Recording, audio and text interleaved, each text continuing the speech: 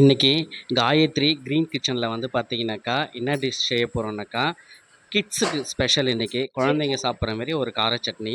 அதுக்கு தேவையான பொருள் வந்து பார்த்திங்கனாக்கா என்னென்னன்ட்டு பார்த்துடலாம்.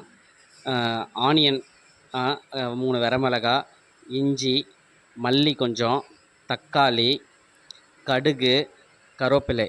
வெரி சிம்பிள் தான். இது நம்ம வீட்டிலேயே இருக்கிற பொருள். இதை வச்சு வந்து பார்த்திங்கன்னா கிட்ஸுக்கு தேவையான ஒரு கார சட்னி விரும்பி சாப்பிடுவாங்க குழந்தைங்க எல்லாரும். அதுதான் நம்ம இன்றைக்கி செய்ய போகிறோம். இது ஃபுல்லாக நம்ம கட் பண்ணி வச்சதை கடாயை வச்சு எண்ணெய் ஊற்றி எண்ணெய் காஞ்சதுக்கப்புறம் ஆனியன் போட்டுக்கிறோம். அதுக்கப்புறம் 3 வரமிளகா, 3 இல்லை 2, காரம் கொஞ்சம் கம்மியாகவே வச்சுக்கலாம். அதையும் போட்டுடுறோம். போட்டுட்டு வந்து பார்த்திங்கனாக்கா அந்த எண்ணெயிலே வந்து அந்த ஆனியன் வந்து லோ சிம்மில் வதங்கணும். வதங்கினதுக்கப்புறம் வந்து பார்த்திங்கனாக்கா லைட்டாக ரோஸ் கலரில் வந்தால் போதும். அதுக்கப்புறம் வந்து இஞ்சியை வந்து ஆட் பண்ணிக்கிறோம். இஞ்சி ரொம்ப நல்லது, குழந்தைங்க எல்லாருமே சாப்பிட வேண்டியது. பூண்டு ஆட் பண்ணிக்கிறோம். பூண்டு வந்து தேவையான அளவுக்கு போட்டுக்கலாம். பூண்டு வந்து போட்டால் ரொம்ப நல்லது, அதனால் பூண்டை ஆட் பண்ணிக்கலாம். ஆட் பண்ணிவிட்டு நல்லா வந்து வதக்கி விட்டுக்கலாம். வதக்கி விட்டதுக்கப்புறம் வந்து பார்த்திங்கனாக்கா இந்த தக்காளி ஆட் பண்ணிக்கிறோம்.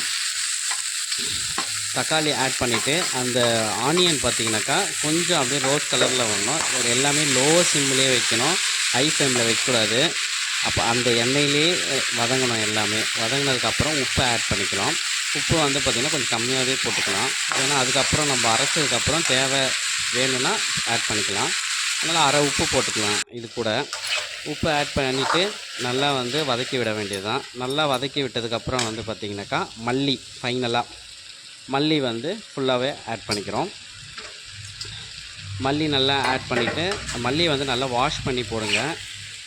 ஏன்னாக்கா அது வந்து பார்த்திங்கனாக்கா இப்போலாம் வந்து மருந்து யூஸ் பண்ணுறாங்க மல்லியில். அதனால் வந்து மல்லியை நல்லா வாஷ் பண்ணிவிட்டு நம்ம வந்து பார்த்திங்கன்னா கிள்ள வேண்டாம், தண்டோடவே வந்து ஆட் பண்ணிக்கலாம். தண்டோடு அரிஞ்சு போட்டு நல்லா வதக்கி விட்டுடலாம். வதக்கி விட்டதுக்கப்புறம் வந்து பார்த்திங்கனாக்கா ஃபைனலாக நம்ம வந்து தேங்காய் வந்து தேவையான அளவுக்கு, ஏன்னா குழந்தைங்க ரொம்ப விரும்பி சாப்பிடுவாங்க தேங்காய் போட்டால். தேங்காய் போட்டதுக்கப்புறம் வதக்கி விட்டுட்டு இப்போ அது தாளிக்கிறதுக்கு வந்து பார்த்திங்கனாக்கா சின்னதாக வந்து தாளிக்கிறதுக்கு பாத்திரம் வச்சு எண்ணெய் ஊற்றி கடுகு உளுத்தம்பருப்பு போட்டுட்டு கடுகு பொரிஞ்சதுக்கப்புறம் கருவேப்பிலை போட்டு வச்சுருவோம். போட்டுட்டு பெருங்காயம் வந்து ஆட் பண்ணிக்கலாம். பெருங்காயம் வந்து கம்பல்சரி கிடையாது, வேணுன்றவும் போட்டுக்கலாம். போட்டுட்டு நாம் இப்போ அதை அரைச்சி வச்சுருக்கோம்ல, அதெல்லாம் மிக்சியில் போட்டு அரைச்சிட்டு நல்லா ரொம்ப மழமழன்னு அரைக்க தேவையில்ல, கொஞ்சம் சொர சொரன்னு இருந்தாலே போதும். அரைச்சிட்டு இப்போ நம்ம அதை தாளித்து வச்சுருக்கோம்ல, அதை வந்து இதில் ஆட் பண்ணிக்கிறோம்.